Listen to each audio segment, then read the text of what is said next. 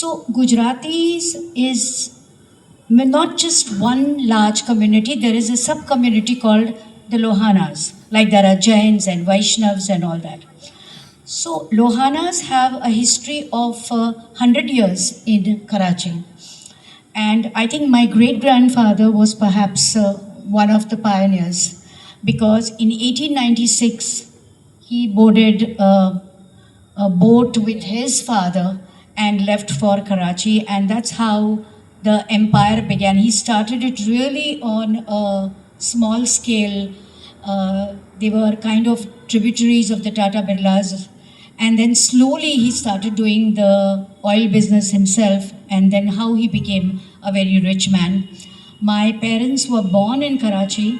Their alliance was fixed while they were in school, and then they got engaged, then they got married, and I think it was the first large joint family where there were so many daughters-in-law, the sons, and the house structure was such that the men folk never saw the women till it was in the bedroom in the night. My father and mother had never seen each other before they got married, and both of them were in Wales during the wedding ceremony. And there were so many guests in the house that even after they went into their room, they had to speak in whispers because people used to stand in the corridors for some action to take place and for them to enjoy it. But strangely, I'm the eighth child of my family. We are 8 siblings, 6 sisters and 2 brothers. And between me and my brother, there is an age gap of 25 years. So actually, my parents are like my grandparents. And 6 children were born in the British India when the migration happened and they came to India.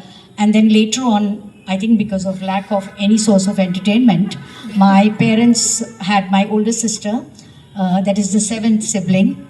And the doctor suggested that maybe they should think of an abortion, but they were of the old world kind and they decided against it. And 14 years, right? 14 years, yeah. The difference between my 6th sibling and the 7th sibling is 14, 15 years.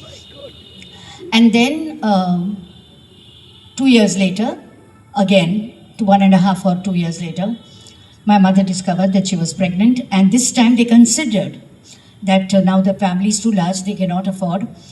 And I think all the home remedies that were recommended, but I didn't give up because I had a mission, first to look after my parents, and then I think to write the book.